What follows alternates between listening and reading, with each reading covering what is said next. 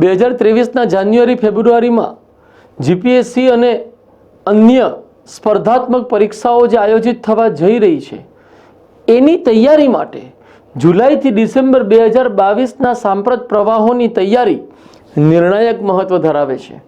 આ વિડીયોમાં આપણે જુલાઈથી ડિસેમ્બર વચ્ચેના સાયન્સ એન્ડ ટેકનોલોજીના સાંપ્રત પ્રવાહ સંબંધી જુદા જુદા મુદ્દાઓ, અગત્યના મુદ્દાઓ ઉપર આપણે ચર્ચા કરીશું અને એની અંતર્ગત ક્યાં ફોકસ કરવું એ વાત ઉપર ખાસ ધ્યાન આપીશું કે ઓકે આટલા બધા સમાચારો છે, એમાંથી આપણને આટલી વિગત જો સ્પષ્ટ થયેલી છે તો આપણને ચોક્કસપણે એક્ઝામિનેશનમાં એનાથી ફાયદો થશે.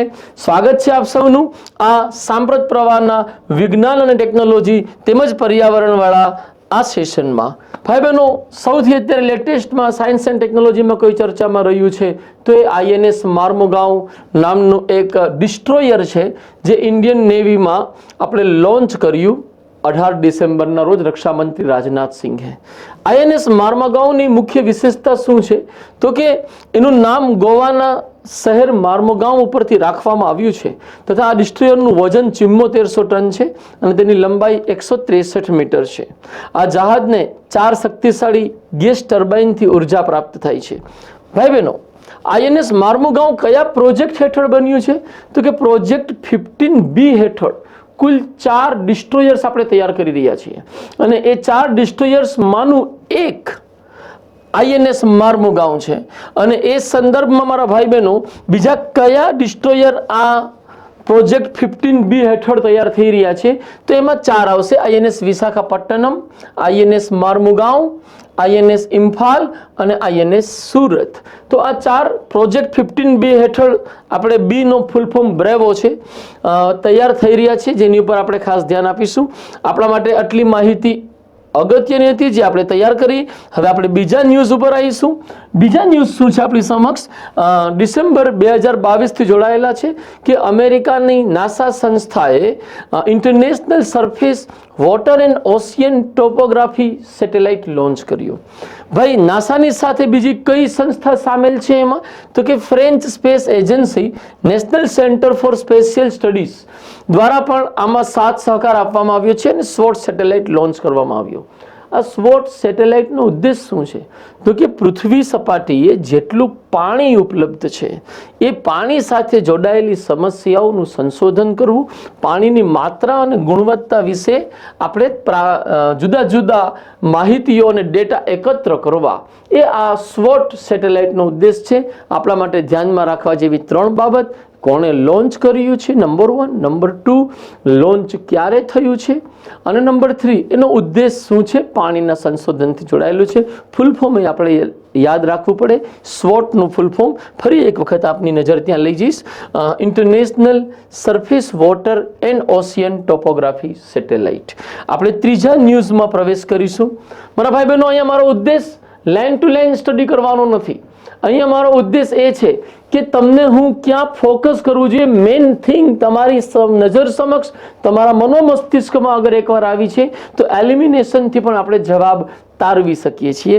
આપણી સામે ત્રીજું એક સંસ્થા છે, national animal resource facility for biomedical research. આ સંસ્થાની સ્થાપના ડિસેમ્બર 2022માં હૈદરાબાદની જીનોમ વેલી ખાતે ડૉક્ટર મનસુખ માંડવિયાએ કરી. આપણા સ્વાસ્થ્ય મંત્રી છે, આપણા ગુજરાતના છે, આપણા માટે એક ગૌરવની વાત. આ સંસ્થાનો ઉદ્દેશ શું છે તો કે બાયોમેડિકલ સંશોધનમાં પ્રાણીઓનો જે આપણે અભ્યાસ કરતા હોઈએ છીએ અને પ્રાણીઓનો પ્રયોગ તરીકે આપણે જે ઉપયોગ કરતા હોઈએ છીએ એની સુવિધા આ સંસ્થા આપશે, જેનું શોર્ટ ફોર્મ NARFBR છે. મારા ભાઈ બહેનો, એનું ફૂલ ફોર્મ નજરે રાખજો: national animal resource facility for biomedical research. આપણે જાણીએ છીએ ઉંદરો ઉપર, વાંદરાઓ ઉપર અભ્યાસ થતા હોય છે, સંશોધનો અને પ્રયોગો થતા હોય છે અને એવી જ કંઈક ફેસિલિટી હૈદરાબાદ ખાતે ભારત સરકારે સ્થાપિત કરી છે. આપણી સમક્ષ ચોથા અગત્યના ન્યૂઝ છે: સર્વાઇકલ કેન્સરની સર્વાવેક નામની રસી આપણે લોન્ચ કરવા જઈ રહ્યા છીએ. મહિલાઓમાં સર્વાઇકલ કેન્સર એક મોટી સમસ્યા છે અને એના માટે સર્વાવેક રસી આપણે લોન્ચ કરી છે. એ કયા ટેકનિક પર આધારિત રસી છે તો કે એ QHPV રસીની ટેકનિક એમાં અપનાવવામાં આવી છે અને પુણેની આપણી જે સિરમ ઇન્સ્ટિટ્યૂટ છે જેણે કોરોના રસીમાં પણ ખૂબ યોગદાન આપ્યું છે. તે આ QHPV રસીના નિર્માણ સાથે પણ જોડાયેલી છે. સર્વાઇકલ યાદ રાખીશું, સર્વાઇકલ કેન્સર જે મહિલાઓના સંદર્ભમાં એક મોટી સમસ્યા છે, એની ઉપર આ વાત આપણે કરી. ગર્ભાશય સાથે જોડાયેલું હોય છે આ કેન્સર. ન્યુક્લિયર ફ્યુઝનમાં મોટી સફળતા આપણી સામે ડિસેમ્બર 2022માં યુનાઇટેડ સ્ટેટ્સ ઓફ અમેરિકાની એક જે લોરેન્સ લિવરમોર નેશનલ લેબોરેટરી છે મારા ભાઈ બહેનો, એ લેબોરેટરીએ ન્યુક્લિયર ફ્યુઝનમાં લેસર ટેકનોલોજીનો ઉપયોગ કરી ફ્યુઝનના લેવલમાં એક બ્રેક થ્રુ હાંસલ કર્યો છે. આ બ્રેક થ્રુ એવડો મોટો નથી કે આપણે અત્યારે ન્યુક્લિયર ફ્યુઝન પ્રોજેક્ટ એસ્ટાબ્લિશ કરી દઈએ. આપ જાણો છો સૂર્યમાં જે રીતના પરમાણુ સંલયન અથવા ન્યુક્લિયર ફ્યુઝનથી ઉર્જા ઉત્પન્ન થાય છે, એ જ પ્રકારે આપણે પણ આપણા ઉર્જા પ્રોજેક્ટ બનાવવા માગીએ છીએ. અને એ દ્રષ્ટિબિંદુથી આ ન્યુક્લિયર ફ્યુઝનમાં જે બ્રેક થ્રુ મળ્યું છે એ આપણા માટે વિશેષ મહત્વ ધરાવે છે. ભાઈ બહેનો, આ સિવાય બીજું આમાં આપણે અત્યારે યાદ રાખવા જેવું નથી, સિવાય કે લોરેન્સ લિવરમોર નેશનલ લેબોરેટરી જેણે લેસર કિરણોના માધ્યમથી ફ્યુઝનમાં ઉર્જા ઉત્પન્ન કરવાની કોશિશ કરી. ભાઈ બહેનો, આપણે આગળ વધીશું આની અંતર્ગત, અને એમાં અગ્નિ 5 મિસાઇલનું જેમના ડિસેમ્બર 2022માં આપણે એપીજે અબ્દુલ કલામ દ્વીપ ઉપરથી પરીક્ષણ કર્યું છે એની ઉપર આપણે પ્રકાશ પાડીશું. અગ્નિ 5થી આપણે બહુ સારી રીતના પરિચિત છીએ. ભારતની એક બેલિસ્ટિક ઇન્ટરકોન્ટિનેન્ટલ બેલિસ્ટિક મિસાઇલ છે, અને આ મિસાઇલનું વારંવાર આપણે પ્રયોગ કરી, આપણે એને ટેસ્ટ કરી, આપણે આપણી સેનાને વધુને વધુ કુશળ બનાવવા માંગી રહ્યા છીએ. તો ભાઈ બહેનો, આ જે પરીક્ષણ હતું એ હકીકતમાં નાઇટના સમયની અંતર્ગત, રાત્રિના સમય દરમિયાન કઈ રીતે કામ કરે છે આ મિસાઇલ, એની ઉપર ફોકસ કરી રહ્યું હતું. અને એ પરીક્ષણની અંતર્ગત આપણને સફળતા પણ પ્રાપ્ત થઈ છે. આપણે અગ્નિ 5 મિસાઇલ વિશે 2-4 મહત્વની બાબતો જે મૂળભૂત મહત્વ ધરાવે છે તે પણ આપણને ખબર હોવી જોઈએ. અગ્નિ 5ની ક્ષમતા 5000 કિલોમીટર સુધી વાર કરવાની છે. એની સ્પીડ મેક 24 છે, એટલે કે અવાજની ઝડપ કરતાં 24 ગણી વધુ ઝડપ, અને 1500 કિલોગ્રામ વોરહેડ સાથે તે પ્રહાર આક્રમણ કરી શકે છે. આપણે એ પણ જાણીએ છીએ કે તેની જે ક્ષમતા છે એ 5000 કિલોમીટર દૂર સુધી આક્રમણ કરી શકવાની છે. એમાં 3 સ્ટેજનો રોકેટ ઉપયોગ કરવામાં આવેલ છે જે સોલિડ ફ્યુઅલથી ચાલે છે. મારા ભાઈ બહેનો, અહીંયા અગ્નિ 5નું આપણે એક પરીક્ષણ કર્યું, એની 2-4 અગત્યની બાબતો ધ્યાને લીધી. 10 અબજ વર્ષ જૂની ગેલેક્સીની શોધ હમણાં વૈજ્ઞાનિકોએ જેમ્સ વેબ ટેલિસ્કોપના આધારે કરી છે. એ 2 અત્યંત પ્રાચીન 10 અબજ વર્ષ એટલે તમે સમજી શકો કે બ્રહ્માંડની ઉત્પત્તિને 13.7 અબજ વર્ષ થયા છે જો લેમેન્ટરની આપણે બિગ બેંગ થિયરીને સાચી માનીએ તો.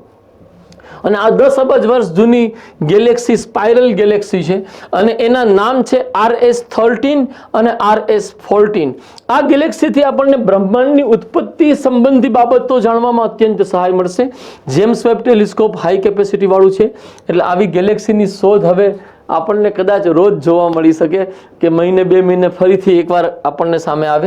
અત્યારે આપણે એક્ઝામિનેશન પોઈન્ટ ઓફ વ્યૂથી RS13 અને RS14 આપણે યાદ રાખીશું, અને સ્પાઇરલ ગેલેક્સી શું છે એને પણ આપણે યાદ રાખીશું. થોડીક એની વ્યાખ્યા અહીં વાંચવા માંગીશ આપ સૌને ધ્યાન આકર્ષિત કરવા માટે કે સ્પાઇરલ ગેલેક્સીઓ એ આપણા બ્રહ્માંડની સૌથી અદ્ભુત લાક્ષણિકતા છે.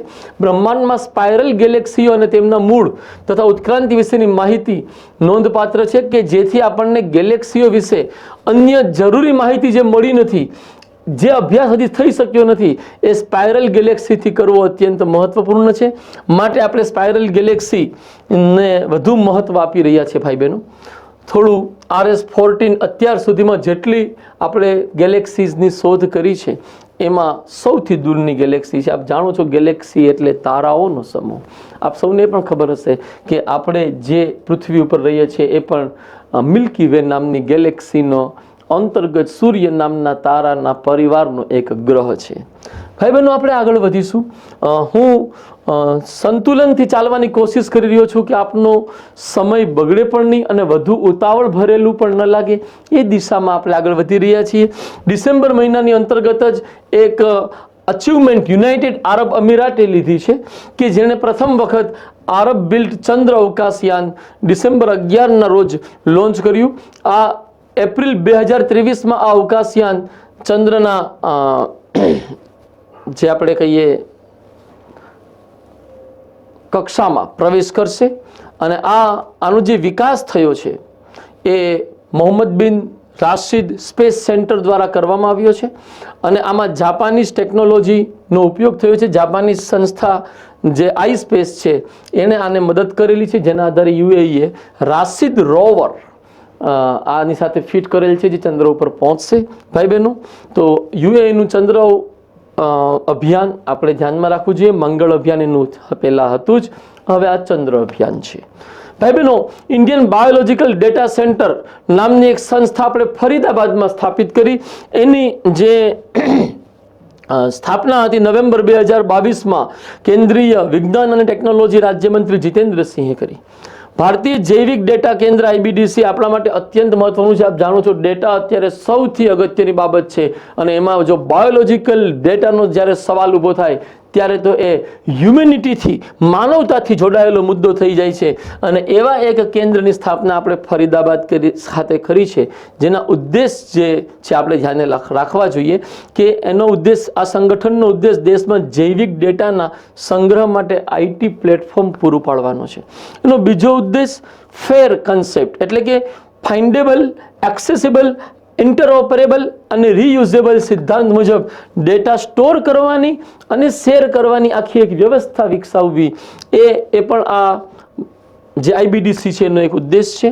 ત્રીજું છે કે ગુણવત્તા નિયંત્રણ, ડેટાનું ક્યુરેશન, એનોટેશન, ડેટા બેકઅપ અને જીવનચક્રનું સંચાલન સંબંધી પણ બાબતો સંભાળવાનો ઉદ્દેશ છે અને બિગ ડેટા એનાલિટિક્સ ઉપર તાલીમ આપવાનો ઉદ્દેશ છે.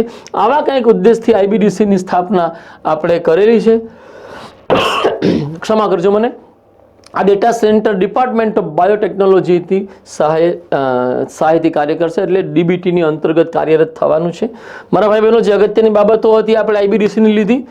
એની મુખ્ય વિશેષતાઓ છે જેમાં ડેટાની એક્સેસ બે પ્રકારની હશે. ઓપન એક્સેસ જે ઉપલબ્ધ થાય આંતરરાષ્ટ્રીય સ્તરે, મુક્તપણે ઉપલબ્ધ હશે ઓપન એક્સેસ, અને બીજું હશે પ્રતિબંધિત એક્સેસ જેમાં પ્રાઇવસીથી યુક્ત ફંડામેન્ટલ ડેટા હશે અને એમાં નિશ્ચિત લોકો જ એક્સેસ કરી શકશે. મારા ભાઈ બહેનો, આઈબીડીસીની અગત્યની બાબતોનો અભ્યાસ પછી આપણે સૌથી અગત્યની બાબત જે મને લાગે છે જીપીએસસીની પરીક્ષાઓમાં અને અન્ય સ્પર્ધાત્મક પરીક્ષાઓમાં પૂછાઈ શકે એવી છે એ છે COP27 બેઠક, જે United Nations framework convention on climate ચેન્જની અંતર્ગત કોન્ફરન્સ ઓફ પાર્ટીઝની બેઠક છે અને એના ઇન્ડિયા પેવેલિયનનું ઉદ્ઘાટન થયું. આપણે જે કન્સેપ્ટથી ચાલી રહ્યા છે, આપણી જે થીમ છે, આપ સૌ પરિચિત હશો, લાઈફ થીમથી આપણે સમગ્ર યુએનએફસીસીસીની વાતચીતને નવી દિશા આપી રહ્યા છે. લાઈફ થીમનું full form lifestyle for environment છે. ભાઈ બહેનો, આ થીમ પર આધારિત આપણું પેવેલિયન આપણે આપ સૌને ખબર જ છે શર્મ અલ શેખ ઇજિપ્તની જે એક સ્થાન છે ત્યાં આ COP27 બેઠકનું આયોજન થવાનું છે.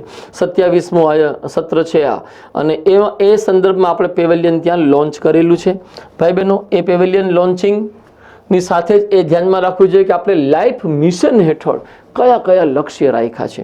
થોડાક એ લક્ષ્ય આપણને વિધાનાત્મક પ્રશ્નના રૂપમાં જીપીએસસી દ્વારા પૂછાઈ શકે છે.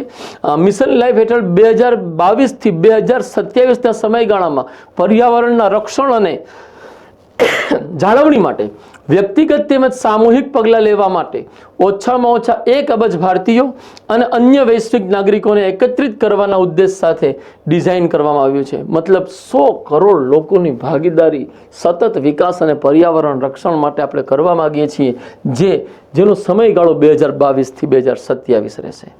એ સિવાય ભારતમાં 2028 સુધીમાં તમામ ગામડાઓ અને શહેરી સ્થાનિક સંસ્થાઓના ઓછામાં ઓછા 80% પર્યાવરણને અનુકૂળ બનાવવાનું લક્ષ્ય છે. આ બહુ અઘરું છે પણ આપણે રાખ્યું છે, કોશિશ કરીશું. આપ જાણો છો લાઈફનો પ્રારંભ આપણે જે ગ્લાસગોમાં COP26 આયોજિત થયેલી ગ્લાસગો ખાતે, તેમાં 26મી COPની અંતર્ગત ભારતીય વડાપ્રધાન શ્રી નરેન્દ્રભાઈ મોદીએ લાઈફનો કન્સેપ્ટ, લાઈફનું મિશન રજૂ કરેલું અને એને આપણે અત્યારે વધારે એક્સપાન્ડ કરી રહ્યા છીએ. આગળ આપણે COP27 ઉપર વધુ ચર્ચા કરીશું. એના પહેલાં આપણે અગાઉ એક ઓર સમાચાર લઈએ જે ડિસેમ્બર મહિનાથી જોડાયેલા છે. જેમિનિડ્સ ઉલ્કા વર્ષા. જેમિનિડ્સ ઉલ્કા વર્ષા 7 થી 14 ડિસેમ્બર દરમિયાન અનુભવવામાં આવી અને એ આપણે પૃથ્વી ઉપરથી જોઈ શકતા હતા. બીજું કશું નહીં, આપણને જેમિનિટ્સ શું છે એવું કંઈક પૂછાય તો આપણે જવાબ આપી શકીએ. પ્રોજેક્ટ જોરાવર જે હમણાં ભારતીય ઇન્ડિયન આર્મી માટે જોરાવરસિંહ જે જમ્મુ કાશ્મીરના રજવાડાના ભૂતપૂર્વ કમાન્ડર હતા એના આધારે આપણે પ્રોજેક્ટ જોરાવર શરૂ કર્યો છે. આ પ્રોજેક્ટ જોરાવર છે શું? તો કે આપણે આ પ્રોજેક્ટ જોરાવર હેઠળ DRDO દ્વારા 59 લાઇટ ટેન્ક વિકસાવવામાં આવશે કે જે હળવી હશે અને એને કારણે એને ગમે ત્યાં લઈ જાવી, પ્રતિકૂળ પરિસ્થિતિ અને દુર્ગમ સ્થળો સુધી ટેન્કને પહોંચાડવા માટેના પ્રોજેક્ટને આપણે મહત્વ આપી રહ્યા છીએ. અને એ સંબંધમાં આપણે DRDO દ્વારા આ 59 લાઇટ ટેન્ક વિકસાવવાનો નિર્ણય થયો છે.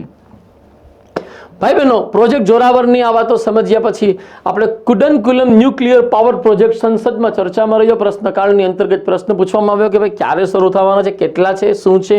તો એ સંદર્ભમાં 2 પ્લાન્ટ 1000 મેગાવોટની ક્ષમતાના ચાલુ જ છે અત્યારે અને બીજા 4 પ્લાન્ટ નિર્માણાધીન છે. તો 4 યુનિટ જ્યારે બનશે જે 2027 સુધીમાં તૈયાર થઈ જશે તો ટોટલ કેપેસિટી કુડનકુલમ પરમાણુ પ્લાન્ટની 6000 મેગાવોટ થઈ જશે. 6 યુનિટ 1000ના. આપ સૌને યાદ હોવું જોઈએ કે રશિયાની સહાયથી, રશિયાના સહયોગથી આપણે કુડનકુલમ પ્રોજેક્ટને આગળ વધાર્યો છે. ભાઈ બહેનો, એલન મસ્ક કોઈને કોઈ કારણસર, હમણાં તો ટ્વિટરના કારણસર વધારે ચર્ચામાં હોય છે, પણ ન્યુરાલિંક ચીપના કારણે હમણાં એમણે વાત કરી એલન મસ્કે. તો શા માટે ચર્ચામાં? તો કે એલન મસ્કે એમ કીધું કે અમે વાનર ઉપર એક પ્રયોગ કર્યો છે કે જેની અંતર્ગત મસ્તિષ્કમાં ચીપ આપણે ફિટ કરી દઈશું અને આર્ટિફિશિયલ ઇન્ટેલિજન્સ આધારિત આ માઇક્રોચીપ મગજની ગતિવિધિઓને રેકોર્ડ કરશે અને સાથોસાથ એ એક્ટિવલી મગજને કાર્યરત રાખી શકશે. તો ખાસ કરીને જે દિવ્યાંગ લોકો છે, અંધ લોકો છે, એને આ ન્યુરાલિંક ચીપના માધ્યમથી એમની ક્ષમતા વધી શકશે. એમની વિકલાંગતા અને દિવ્યાંગતાથી જે સમસ્યાઓ ઊભી થાય છે એ સમસ્યાઓનું નિવારણ થઈ શકશે. ભાઈ બહેનો, ડિસેમ્બર 2022ના સાયન્સ એન્ડ ટેકનોલોજીના વિવિધ અગત્યના મુદ્દાઓ ઉપર આપણે ચર્ચા કરી રહ્યા છીએ. આપનો સમય એવી રીતના હું યુઝ કરવા માગું છું કે તમે વાંચતા તમે જ્યારે એવું લાગે કે ફેડઅપ થઈ ગયા છો તો 15-20 મિનિટ, અડધી કલાક આ વિડીયો જોઈ તમે તમારી જાતને રિફ્રેશ પણ કરી શકો છો અને અભ્યાસ સાથે કોઈ કોમ્પ્રોમાઇઝ કર્યા વગર રિફ્રેશ કરી શકો છો. એ સંદર્ભમાં એક ઓર મુદ્દો લઈએ. Ballistic missile defence interceptor. આપણા DRDOએ ઓડિશાના APJ અબ્દુલ કલામ દ્વીપ ઉપર આ ઇન્ટરસેપ્ટરનું આપણે પરીક્ષણ હાથ ધર્યું જે સફળ રહ્યું. મારા ભાઈ બહેનો, આ AD-1 શું છે? તો કે AD-1 એ લાંબા અંતરની ઇન્ટરસેપ્ટર મિસાઇલ છે જે લો એક્ઝો એટમોસ્ફિયરિક અને એન્ડો એટમોસ્ફિયરિકની લાંબા અંતરની બેલિસ્ટિક મિસાઇલો તેમજ એરક્રાફ્ટ બંને માટે રચાયેલ છે. તે 2 સ્ટેજના સોલિડ મોટર દ્વારા ચલાવવામાં આવે છે અને વાહનને લક્ષ્ય સુધી ચોક્કસ રીતે માર્ગદર્શન આપવા માટે સ્વદેશી રીતે આપણે વિકસિત કરેલું છે. મારા ભાઈ બહેનો, ડિસેમ્બર મહિનાના કરંટ અફેર્સના જુદા જુદા મુદ્દાઓ ઉપર આપણે આગળ વધી રહ્યા છીએ અને એ સંદર્ભમાં છેલ્લે આપણે આ ઇન્ટરસેપ્ટર વાયરસ કર્યું. થોડો ઝોમ્બી વાયરસ પણ ચર્ચામાં હતો હમણાં. ઝોમ્બી વાયરસ કે જે અત્યંત રશિયા જેવા ઠંડા પ્રદેશોમાં સામે આવ્યો છે. થોડુંક એની વિગત તમારી સમક્ષ લાવવા માંગીશ કે યુરોપિયન સંશોધકોએ 48,500 વર્ષ જૂના ઝોમ્બી વાયરસને રશિયામાં થીજી ગયેલા તળાવના તળિયેથી ફરી ઉભરી આવવાની અને મહામારી ફેલાવાની શક્યતા અંગે ચિંતા વ્યક્ત કરી છે. અને એ સંદર્ભમાં જે 13 નવા વાયરસ શોધવામાં આવ્યા છે તેને ઝોમ્બી વાયરસ કહે છે. ભાઈ બહેનો, આ ઝોમ્બી વાયરસ પરમાફ્રોસ્ટ અવસ્થામાં કેટલાક હજાર વર્ષ જૂના હોવા છતાં આજે પણ ચેપી છે. તો કોરોના પછી ઝોમ્બીનો સામનો કરવાનો છે શું? એવી કંઈક વાતો આપણી સામે છે જેની ઉપર આપણે ચર્ચા કરી. ડિસેમ્બર મહિનાના 15-20 મુદ્દાઓ આપણે સાયન્સ એન્ડ ટેકનોલોજીના આ સેશનમાં ચર્ચા કરી. આપણે આગલા સેશનની અંતર્ગત નવેમ્બર મહિનાના સાયન્સ એન્ડ ટેકનોલોજીના સાંપ્રત પ્રવાહો ઉપર ચર્ચા કરીશું. Thank you very much. જય હિન્દ.